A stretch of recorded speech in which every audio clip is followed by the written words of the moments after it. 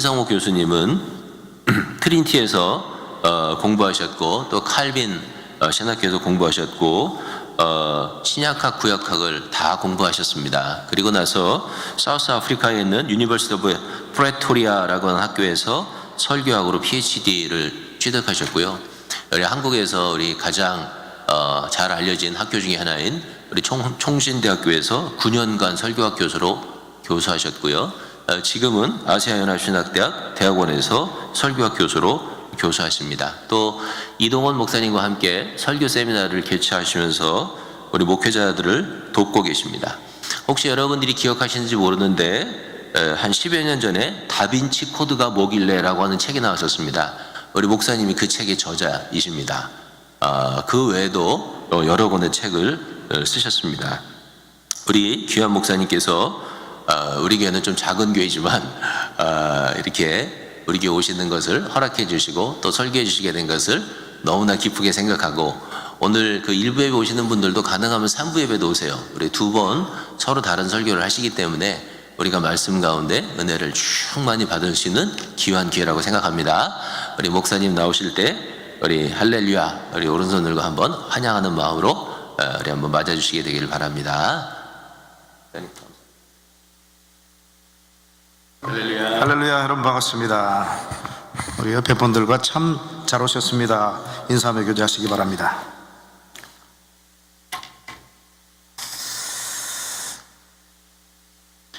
몽골에 벌러르라고 하는 한 소녀가 있었습니다. 이 소녀는 한국인 선교사를 통해서 병고침을 받고 신앙생활을 아주 열심히 했어요. 어느 주일 아침 예수를 믿지 않는 불신 부모가 소를 먹이러 딸을 들판으로 보냈습니다. 소를 풀어놓은 채 놀고 있는데 갑자기 예배당 종소리가 들립니다. 정신을 차리고 보니까 소가 없어졌어요. 그래서 허겁지겁 헐레벌떡 찾아보지만 소는 전혀 시야에 들어오질 않습니다. 갈등과 고민이 시작됐어요. 소를 계속해서 찾을 것인가, 아니면 예배 늦지 않게 예배당으로 달려갈 것인가, 고민이요 갈등이 아닐 수 없습니다. 여러분 같으면 어떻게 하시겠습니까? 오늘 본문에도 그런 깊은 고민과 갈등에 빠졌을 한 사람의 이야기가 소개되어 있습니다. 바로 아브라함의 이야기죠. 하나님께서 100세 불가능한 가운데 약속의 아들 이삭을 주셨어요. 한 10여 년 동안 하나님이 침묵을 지키시다가 어느 날 갑자기 찾아오셔서 대뜸 하시는 말씀이 네 아들 이삭을 내게 바쳐라. 여러분, 그동안 정들었던 그 아들, 눈에 넣어도 아프지 않을 너무나도 소중한 아들, 약속의 아들, 그거 모리아산에 가서 바치라고 말씀합니다. 갈등의 고민이 아닐 수 없습니다. 몽골 소녀의 얘기로 다시 돌아갑니다. 몽골 지방에서 이 소 한 마리는 적지 않은 재산이었을 겁니다. 예배는 소를 찾고 나서 드릴 수가 있습니다. 예배가 마쳐졌으면 다음 주, 그 다음 주 어김없이 찾아오는 것이 예배지요. 그런데 소는 지금 당장 찾지 않으면 영원히 찾지 못할 가능성이 많지 않습니까? 그런데 이 소녀는 깊은 고민을 하지 않은 채 예배당으로 달려갑니다. 왜 그랬을까요? 우리가 신앙생활을 하다가 보면 하나님 때문에 손해보는 것처럼 여겨질 때가 있지만, 그러나 하나님을 굳게 신뢰하고 하나님을 위해서 올인하면 우리 하나님은 결코 우리에게 손해 보이시지 않는 분이시다 하는 사실을 그녀가 굳게 믿고 예배당으로 달려갑니다. 오늘 본문의 아브라함은 어떻습니까?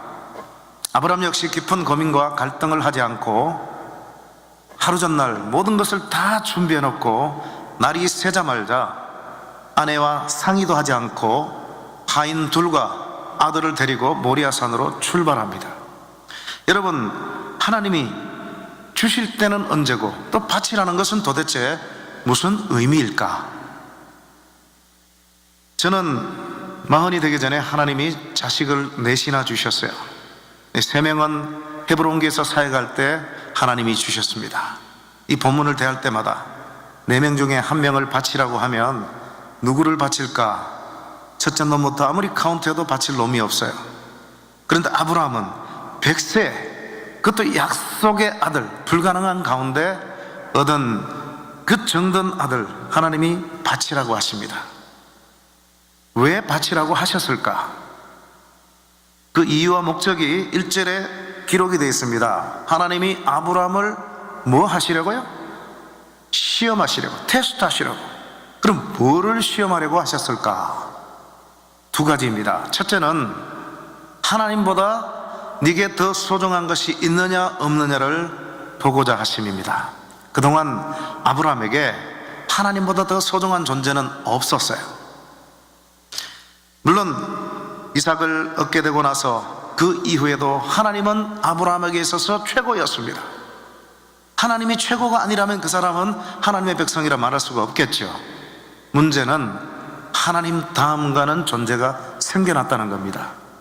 2절을 보시면 이삭을 바치라라고 하시는데 그 앞에 무려 5개, 원어로 보면 6개의 수식어가 붙어 있습니다. 네 아들, 네 사랑하는 네 독자 이삭이라고 그렇게 얘기합니다. 거기에 네라는 단어가 3번이나 기록이 되어 있어요. 뭐를 시사할까요? 아브라함이 지금 아이고 내 새끼, 아이고 내 새끼, 자기 자식에게 푹 빠져 있음을 시사하는 겁니다. 하나님이 아브라함의 영적인 상황을 내려다보셨을 때 지금 아브라함의 영적인 상황이 빨간불이 켜지기 바로 직전 노란불 상황입니다.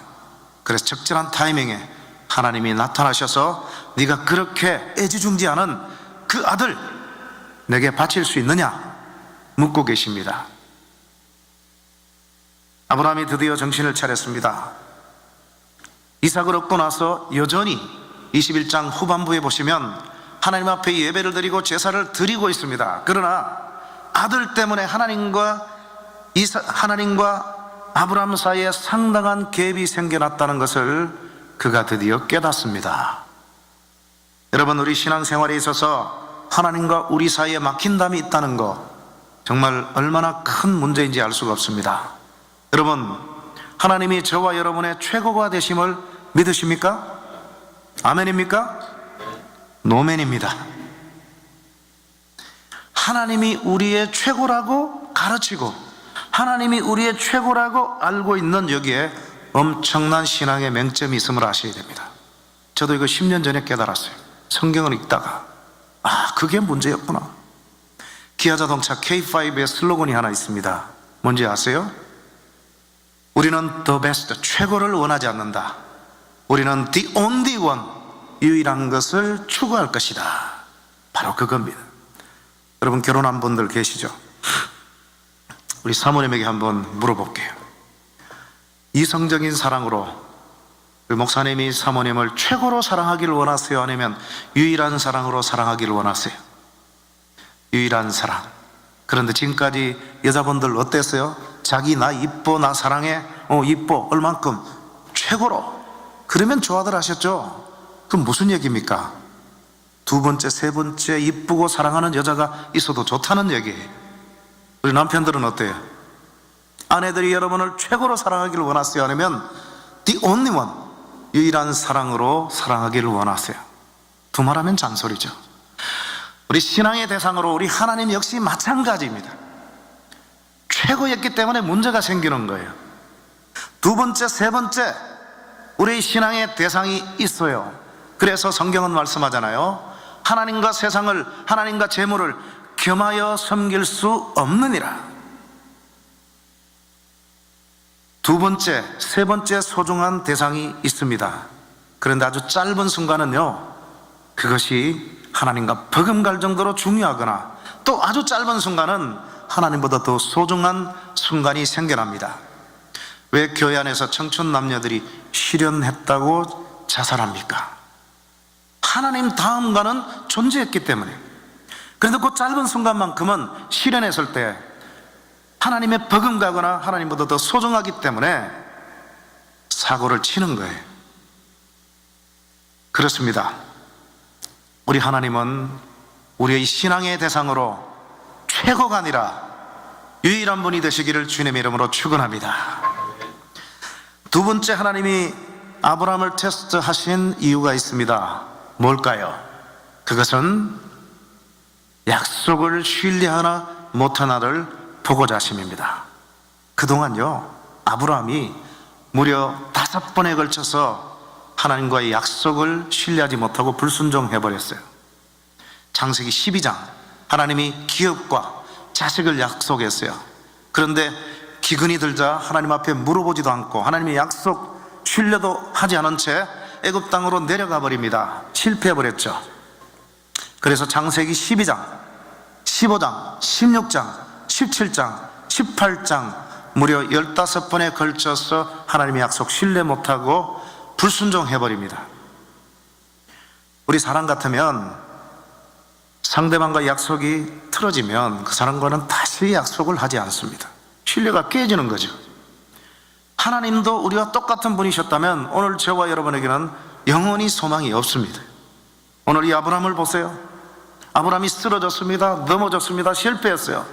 그런데 하나님이 아브라함을 버리지 않으시고 또 그를 벌하지도 않으시고 쓰러진 그를 다시금 이렇게 세워주셔서 약속을 재확약시켜 주시고 그것도 부족해서 그를 밖으로 이끌어 나가사 시청각 교제까지 활용하셔서 하늘의 별을 보라, 네 자손이 이와 같을 것이다. 그렇게 확약시켜 주시고 재확약시켜 주시고 쓰러진 그 믿음을 다시금 일으켜 세워주셔서 그 믿음의 절정을 오늘 드디어 우리는 본문에서 보게 되는 것입니다.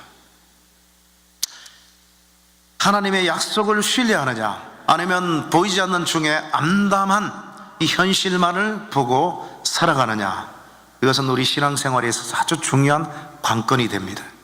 우리가 살아가다 보면 예수를 믿고 신앙생활하지만 우리 뜻대로 되지 않는 경우들이 많습니다. 기도하지만 기도 응답이 더딜 때도 많고 또 기도가 이루어지지 않을 때도 있습니다. 눈앞은 캄캄하고 또 경제적으로 힘들고 내가 원하는 대로 이루어지지 않는 그런 때가 적지 않습니다. 특별히 이민생활의 삶, 남의 땅에서 얼마나 힘이 드십니까? 저도 여기서 공부하면서 너무나도 잘 알고 있습니다. 제 자녀들이 여기서 또 살고 있고, 그럴 때마다 보이는, 눈앞에 보이는 부정적인 현실 그것만 바라보고 불평과 원망을 토로할 것이 아니라 보이지 않는 중에 우리를 선택하시고 우리에게 좋은 것 주시기를 원하시는 살아계신 하나님과 그분의 신실하신 약속만을 바라보면서 그들은 우리의 밥이라 라고 믿음으로 외치며 나아가는 신앙이 필요한 줄로 믿습니다. 시카고에서 과거에 일어난 실화를 하나 소개하겠습니다. 어떤 믿음 좋은 처녀가 불신 결혼을 하게 됐어요. 그저 믿음이 좋은 정도가 아니라 기도할 때마다 하나님의 구체적인 응답을 받습니다. 예수를 믿지 않는 택시를 운전하는 청년이었지만 기도할 때마다 천국 백성이라는 확신을 주셨어요. 그래서 결혼하고 나서 함께 손잡고 교회 가서 예수 믿기로 약속을 하고 결혼을 했습니다. 그런데 이 남자의 약속은 믿을 수가 없어 10년이 지나도 교회에 나오지를 않습니다. 그렇지만 불쾌한 마음을 가지지 않고 사랑으로 남편에게 대합니다. 그리고 기도합니다. 기도할 때마다 하나님은 천국 백성이라는 확신을 분명하게 주셨어요. 그래서 감사함으로 사랑으로 남편에게 대합니다. 20년이라는 세월이 지났습니다. 여전히 남편은 교회를 나오지 않습니다. 30년이란 세월이 지났어요. 그럼에도 불평 한마디 하지 않고 하나님 약속을 신뢰하면서 감사함으로 남편에게 사랑으로 대했습니다. 30년이 되는 어느 날 남편의 회사로부터 청천벽력 같은 전화 한 통화를 받습니다. 오늘 당신의 남편이 택시를 운전하다가 사고를 만나서 현장에서 즉사했으니 빨리 와보시오. 깜짝 놀라서 택시를 잡아 타고 현장으로 달려갑니다. 그 현장엔 피투성이가 된 채로 쓰러져 있는 남편의 시신이 땅바닥에 누워 있습니다. 그 피 묻은 숨이 끊어진 남편의 시신을 부둥켜 안고 하나님 앞에 이렇게 큰 소리로 삿대질을 합니다. 하나님, 죽으셨군요. 약속을 지키지 않으셨네요. 기도할 때마다 천국 백성이라 확신 주셔놓고 내 남편 교회 한번 나오지 않은 채 이렇게 사고를 당해서 비참하게 세상을 떠나서 지옥 떨어지면 나는 어떡하냐고. 그리고는 장례식을 마치고 그 다음 주부터 예배당에 발걸음을 뚝 끊어버렸습니다. 슬픔과 탄식과 절망과 눈물 속에 5년이라는 세월이 지났습니다. 그런데 5년 만에 남편의 회사로부터 또 전화 한 통화를 받습니다. 당신의 남편을 찾아온 청년이 있으니 시간이 되면 한번 찾아와 보시오. 그래서 이게 웬일인가 하고 남편의 회사로 이번에 찾아갑니다. 회사 정문에는 처음 보는 낯선 청년이 자기를 향해서 가까이 오더니만 명함을 한 장 내미는 것이었어요. 명함을 받아보니 자기 남편의 이름이 새겨진 명함이었습니다. 깜짝 놀라서 제 남편을 아시는지요? 예, 5년 전 제가 군에서 제대하던 날 길을 걸어가고 있는데 남편이 지나가는 택시에 손을 들었더니만 저를 태워주셨습니다. 저는 예수를 믿는 사람입니다. 그래서 교회 다니느냐 물어봤더니만 아내와 결혼해서 교회 가기로 약속한 지 30년이 지났는데 아직도 그 약속을 못 지키고 있다. 그래서 그 틈을 타서 제가 복음을 전했습니다. 한참을 듣더니만 남편이 우측 한 길가로 차를 세웠어요. 그리고는 제게 이렇게 말씀하셨습니다. 오늘 당신의 얘기를 듣고 보니 나도 이제 예수를 믿을 때가 된 것 같소. 나를 위해서 기도해 주실 수 있는지요? 그래서 제가 뜨겁게 기도해 드렸습니다. 그리고 집으로 계속 운전을 해서 가는데 남편이 신바람이 나서 콧노래를 부르면서 야, 이제 내가 집에 들어가면 30년 만에 아내와 약속을 이제 지킬 터인데 그 소리를 들으면 내 아내가 얼마나 기뻐할 것인고. 그래서 신바람이 나서 콧노래를 부르면서 자기 집 앞까지 태워주고는 내리는 틈을 타서 내게 복음을 전해줘서 고맙다고, 아내와 약속을 지키게 해주셔서 고맙다고 한번 대접할 테니 찾아오라고. 그리고 헤어졌는데 제대 후에 일가 친지들 그리고 친구들하고 인사 나누느라 시간을 보내다가 남편이 저와의 약속을 지키고 있는지 궁금해서 남편이 주신 명함을 찾아봤는데 명함을 찾을 길이 없었습니다. 그러다가 오늘 5년 만에 장롱 서랍에서 남편의 명함을 발견하고 남편이 약속을 잘 지키고 있는지 알아보기 위해서 찾아왔는데 남편은 어디 가고 부인 혼자서만 이렇게. 그 소리를 들은 이 부인이 깜짝 놀랍니다. 그리고는 다시 묻습니다. 혹시 그날이 며칠인지 아십니까? 예, 제가 제대하던 날이므로 지금도 기억하고 있습니다. 지금으로부터 5년 전 5월 3일입니다. 그 소리를 들은 이 부인은 땅바닥에 털썩 주저앉습니다. 그리고는 하늘을 향해서 5년 전 외쳤던 그 소리의 내용과는 정반대의 소리로 이렇게 소리칩니다. 하나님 살아계셨군요. 약속을 지키셨네요. 저는 그런 줄도 모르고 하나님 약속 지키지 않으셨다고, 내 남편 예수 믿지 않고 지옥에 떨어졌다고 하나님 원망하면서 불평 속에 불신 속에 살아온 죄를 용서해 주옵소서. 이제 다음 주부터 교회 나가서 이전보다 더 열심히 하나님 섬기다가 내 남편 가 있는 천국에 나도 가겠습니다. 여러분, 이 시카고 땅에서 일어난 로저 심스라고 하는 분의 실화입니다. 우리 하나님이 이렇게 약속에 신실하신 하나님이심을 믿으시기 바랍니다. 오늘 아브라함이 산에 올라갈 때 분명히 자기 아들이 자기 손에 죽을 것을 확실히 알았습니다. 아마도 그는 너무나 단호한 신뢰와 믿음을 가지고 올라갔기 때문에 산에 올라가기 3일 전부터 그의 마음에 아들 이삭은 없었을 것입니다. 왜냐? 이미 자기 손에 죽었기 때문에. 하나님의 의도는 알지 못한 채 우리는 이미 성경을 통해서 알고 있지만 3일 길을 가면서 얼마나 고통스러웠을까요? 찢어지는 가슴 가지고 정말 눈에 넣어도 아프지 않을 그 정든 아들을 자기 손에 주게 하는 그 찢어지는 그 아픔의 마음, 우리가 다 이해하지 않겠습니까? 그런데 아브라함이 산에 올라갈 때 자기 아들이 자기 손에 분명히 피를 볼 것을 알았습니다. 그런데 질문은요, 자기 손에 아들이 죽으면 그 아들이 다시 살아날 것을 믿고 올라갔을까요? 안 믿고 올라갔을까요? 믿고 올라갔습니다. 어디에 기록되어 있나요? 이브리서 11장 19절에 보시면 저가 능히 하나님이 그를 죽은 자 가운데서 다시 살리실 줄을 믿은지라, 믿고 올라갔다는 겁니다.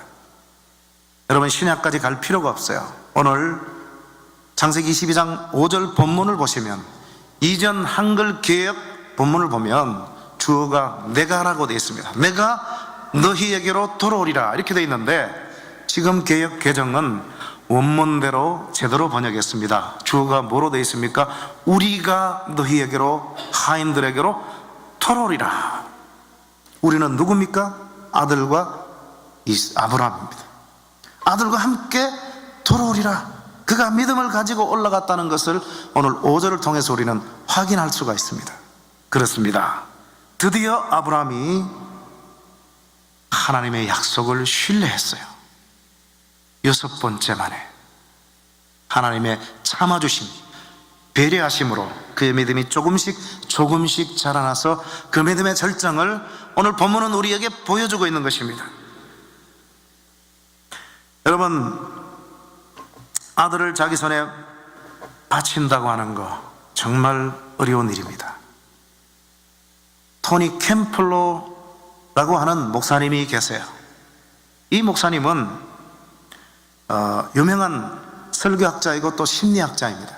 그분이 젊었을 때 그분의 젊은 친구 가정에서 일어난 사건이에요. 어느 날 새벽에 잠을 자고 있는데 천둥 번개 소리와 함께 막 벼락이 떨어지고 번개가 번뜩이는 그런 밤입니다. 그런 새벽이에요. 우리 시카고도 그러지 않습니까? 막 소낙비가 내리고 천둥 번개가 번뜩이면 마치 우리 집 위에서 폭탄을 투하하듯이 어른들도 깨어서 부둥켜 안고 막 입을 뒤집어 쓰고 두려운 그런 새벽이었습니다. 한참을 그렇게 두려워 떨고 있다가 갑자기 두 사람이 계단을 타고 2층으로 튀어 올라갑니다. 왜냐? 2층에 혼자 잠들어 있는 5살짜리 어린 딸 에이미가 갑자기 생각났기 때문입니다. 뛰어 올라가 봤더니만 희한한 광경이 벌어졌어요. 번개가 번뜩이는 그 창문가에서 이 어린 딸 에이미는 이미 깨어가지고 엄마 아빠를 향해서 미소를 지으면서 이런 표정을 짓고 있습니다. 아빠가 다급하게 소리칩니다. 에이미야, 위험해, 빨리 이리 뛰어와. 그랬더니만 이 어린 딸 에이미 하는 소리 좀 들어보소. 아빠, 엄마 괜찮아. 이거 하나님이 나 사진 찍어 주시는 거야. 여러분, 사진을 찍으면 플래시가 번뜩이지 않습니까? 번개가 치고 있는 위험한 상황이에요. 벼락이 떨어지면 그냥 불타서 죽어버려요. 그 위험한 다급한 상황, 어른 부모도 벌벌 떨고 있는 그 상황 속에서 어린 딸 5살짜리 에이미는 그 두렵고 떨리고 위험한 상황을 하나님이 자기를 위해서 페스티벌, 축제를 벌여주는 그런 사건으로 해석을 했다는 겁니다. 저는 그 글을 읽고 충격을 받았습니다. 미국이 영적으로 많이 다운되고 있지만, 그러나 이런 젊은이들이 존재하는 한 미국은 끝까지 하나님이 함께 하시는 나라가 될 것이다, 그런 확신을 갖게 되었습니다. 여러분, 인간의 힘으로는 자기 아들, 정든 아들, 100세 얻은 불가능한 가운데 태어난 아들을 죽이는 것은 불가능한 일입니다. 하나님의 역사심이 있었기 때문에 모든 것을 부정적인 환경이 아니라 하나님이 나를 위해서 존재하시고 하나님이 나를 위해서 아름답고 선한 것으로 인도하신다는 것을 믿는 그 믿음의 눈으로 해석할 줄 아는 사람들에게서는 이것이 가능한 사건인 줄로 믿습니다. 여러분, 아브라함이 아들을 잡으려고 할 때 하나님이 다급해지셨어요. 얼마나 다급해지셨는지 아브라함아, 아브라함아 2번이나 외치고 있습니다. 천사는 하나님을 상징하는 겁니다. 아브라함아, 아브라함아. 나 그 아들 죽이려는 것이 뜻이 아니야. Just testing. 너를 테스트했을 뿐이야. 그리고 마지막 12절을 보시면 사자가 이르시되 그 아이에게 내 손을 대지 말라. 그에게 아무 일도 하지 말라. 네가 네 아들 네 독자까지도 내게 아끼지 아니하였으니 내가 이제야 네가 나를 경외하는 줄을 아노라. 여러분, 질문을 하나 더 던져보겠습니다. 하나님이 오늘 이 사건이 있기 전에 아브라함이 시험에 합격할 것을 미리 아셨을까요? 모르셨을까요? 당연히 아시죠. 그런데 또 질문을 드립니다. 왜 하나님이 내가 이제야 네가 하나님을 경외하는 줄을 아노라 라고 말씀하셨을까요? 사실 우리 하나님은요, 이 사건이 일어나기 만세 전부터, 이 우주가 창조되기 전에, 인간이 만들어지기 전 오래전부터 하나님은 오늘 이 사건까지 다 내다보실 수 있으신 하나님이세요. 전지전능하신 분이고 미리 전자 전지하신 분이에요. 다 알고 계세요, 시험에 합격할 것을. 그런데 아시면서 왜 테스트하셨나? 왜 이제야 안다라고 그렇게 말씀하셨나? 저는 이해가 되지 않았습니다. 그러다가 여러 가지 책들을 읽고 또 교육자들에게 물어봤지만 시원한 답이 없었어요. 그런데 오래전에 한 사건을 통해서 이 의미가 뭔지를 제대로 깨달은 적이 있습니다. 저희 막내가 샴페인에 1학년 작년 9월에 들어갔습니다. 그놈이 한국에 있을 때 초등학교 1학년 때 일이었어요. 제가 집에서 노트북을 가지고 방에서 작업을 하다가 좀 쉬려고 밖에 나가서 소파에 앉아서 TV를 켰습니다. TV를 보던 중에 갑자기 좋은 아이디어가 떠올랐어요. 빨리 컴퓨터에 집어넣어야 됩니다. 그래서 얼른 뛰어가 봤더니만 막내놈이 어느새 차지해서 게임을 벌이고 있습니다. 그래서 지훈아, 아빠 뭐 쳐넣어야 돼. 잠깐 비켜줘. 그랬더니만 아니 아빠 나 게임 시작했어. 야, 지금 빨리 쳐넣어야 돼. 안 그러면 잊어버려. 빨리 비켜줘. 안 돼 아빠, 나 게임 몇 년 만에 하는지 몰라?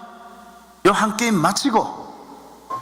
여러분, 우리 집에는 둘째 딸 방에 그 컴퓨터 큰 거 하나 있습니다.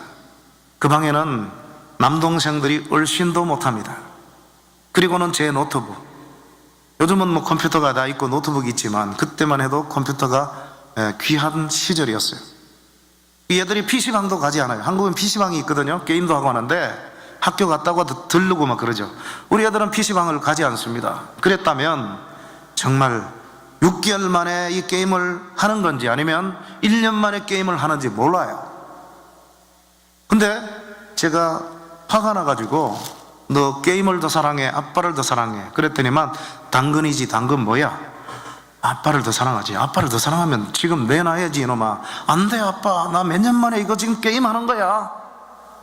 기세에 밀려가지고 제가 밖에 나와서 보던 TV를 소파에 앉아서 계속 봤습니다. 근데 너무 화가 나더라고요. 평소에 제가 너 아빠 사랑해? 얼만큼 사랑해? 최고로 사랑해. 그랬었거든요. 최고로 사랑하니까 문제더라고 이게. 지금은 아니야. 지금은 게임이 더 소중해요. 게임이 지금 최고의 최고. 그래서 제가 건드렸어요. 지훈아, 너 아빠를 더 사랑하면 당장 게임 내놔야지. 근데 안 내놓잖아? 그러면 너 아빠보다 게임 더 사랑하는 거야. 그렇지. 참 철없는 아빠죠, 그죠? 그러고 있는데 잠시 후에 소파 왼쪽에서 인기척이 느껴져요. 그래서 봤더니만 이놈이 어느새 나와가지고 달구똥 같은 눈물을 뚝뚝 흘리면서 지금도 눈앞에 선합니다. 고개를 푹 숙인 채 화가 나서 시 가서 해 그러는 거예요. 얼른 뛰어가 봤더니만 여러분, 한 게임이 맞춰지질 않았어요. 저는 우리는 다 딱지 시대이기 때문에 게임 잘 몰라요. 그래도 게임이 얼마나 소중한지 알고 애들에게 또 적어도 막 10분 20분 거기 퇴장 입장하는 아이들도 있고 하더라고요. 여러분, 한 게임이 맞춰질 시간이 아니에요. 불과 기껏해야 한 20초, 25초밖에 흐르지 않은 아주 짧은 순간이었어요. 그래서 제가 그 모습을 바라보고, 이놈이 진짜 나를 사랑하는구나, 그걸 깨닫게 됐어요. 그 아이, 게임에 지금 빠져있는 그 아이 입장에 한번 되어봤습니다. 게임에 정말 1년 만에 아니면 1년 반 만에 하는지 몰라요. 얼마나 빠지겠어요. 그런데 아빠가 밖에서 계속 건드립니다. 너 아빠를 더 사랑하면 지금 당장 내놔야 되는데 안 내놓잖아. 그럼 아빠가 게임을 더 사랑하는 거야? 아빠보다 게임을 더 사랑하는 건 아니에요, 분명히. 요 짧은 순간만 아빠가 좀 견뎌주면 좋겠는데, 지금 둘 중에 하나 선택하라고 이 어른이 철없이 밖에서 요구를 하고 있잖아요. 얼마나 화가 나고 분통이 터지고 손해가 되는 일입니까? 그런데 아빠가 건드리니까 이 게임이 뭐라고? 아빠가 더 소중하지. 그래서 화가 나고 분통이 터지고 억울하고 눈물이 솟구치지만 밖에 나와가지고 가서 해 하면서 아빠를 사랑하는 것을 입증시켜주는 그 모습을 바라보고, 이놈이 말로만 나를 사랑하는 것이 아니라 이 철없는 놈이 이 게임까지 포기하고 나를 선택하는구나. 그때 저는 우리 아들이 저를 정말 말로만이 아니라 실제로 사랑하는 것을 처음으로 체험을 하게 됐습니다. 체험적인 알미죠. 그리고 네가 나를 경외하는 줄 이제야 아노라. 이 본문의 의미가 무엇인지도 그때 제대로 깨닫게 되었습니다. 여기서 안다라고 하는 단어는요, 히브리어 야다입니다. 그저 문재인 대통령 안다, 다 알죠. 그런데 직접적으로 아는 사람 여러분 가운데 계세요? 저도 아닙니다. 직접 체험적인 안. 자, 우리 하나님은 시공간을 초월해 주시는 창조주 하나님이세요. 그래서 만세전에 이 사건이 벌어질 것 아시고 여기에서 아브라함이 합격할 것까지 다 내다보실 수 있어요.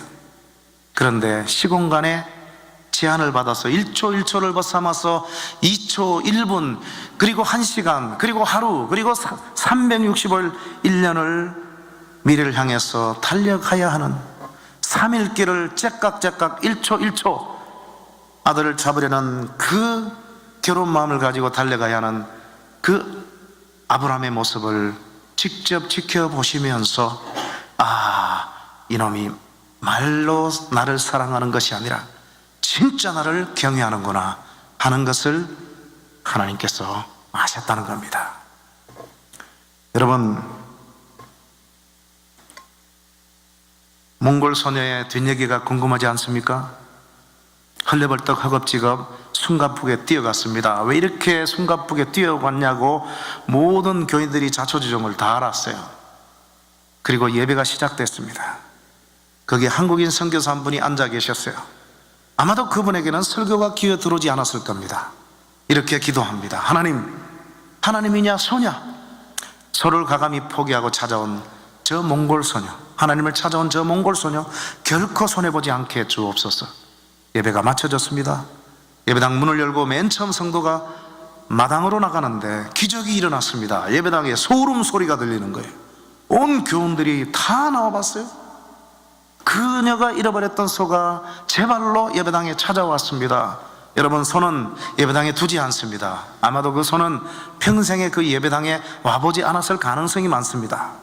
그놈의 소가 제 길을 찾았다면 원래 풀을 뜯어먹던 그 장소로 가든지 아니면 익숙했던 자기 집 마국간으로 갈 것이지 평생에 와보지 않았을 가능성이 많은 그 예배당 마당에 웬일입니까? Who did it? 누가 하셨을까요?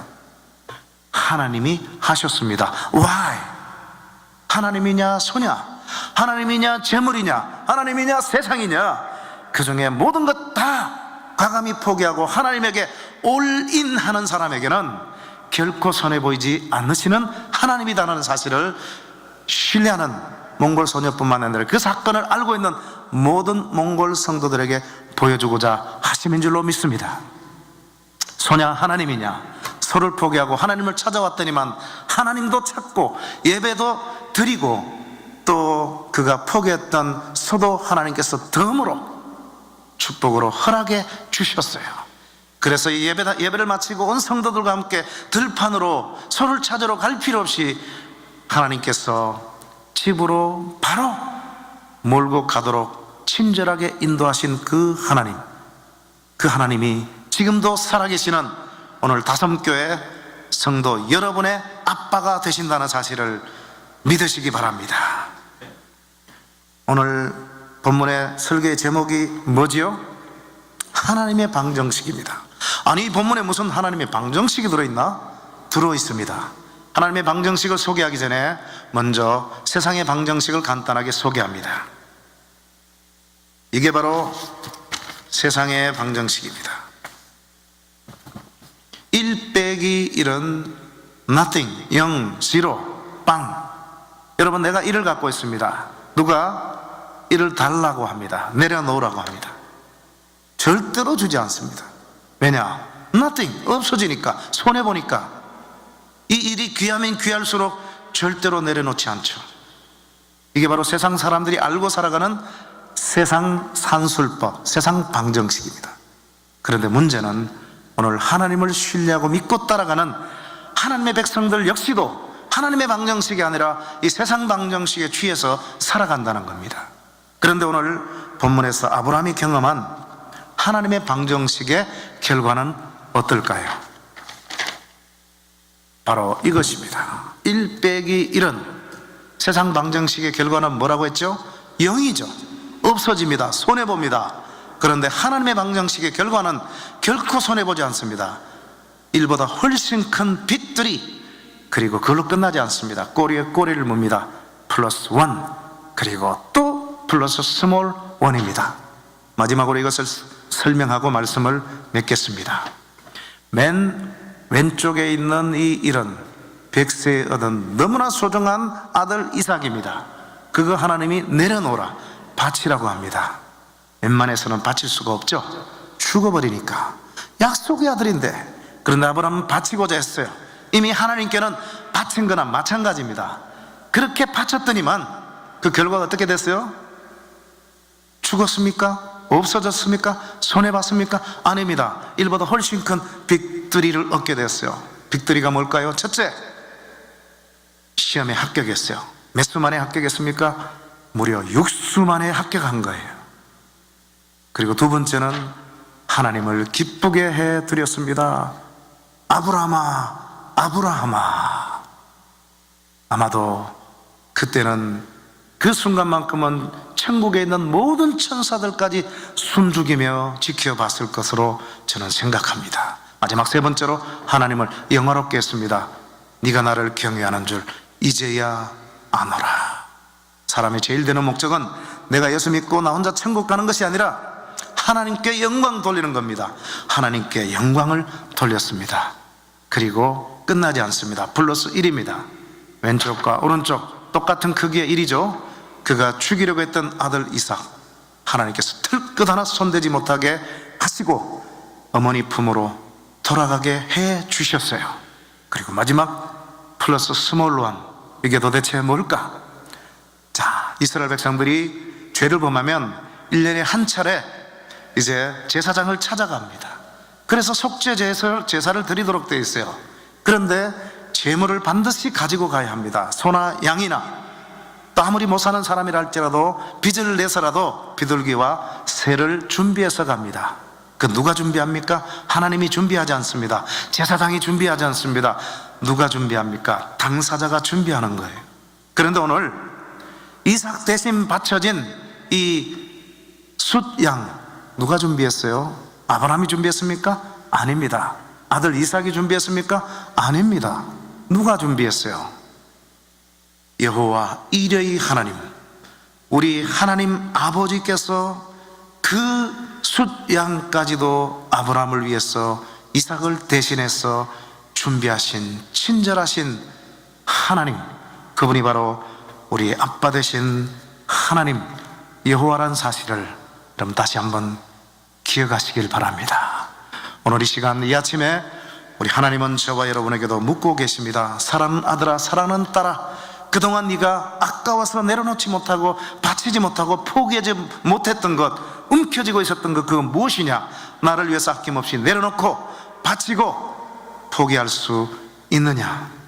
그 물음에 진지하게 답하고 돌아가시는 여러분 되시기를 주님의 이름으로 축원합니다.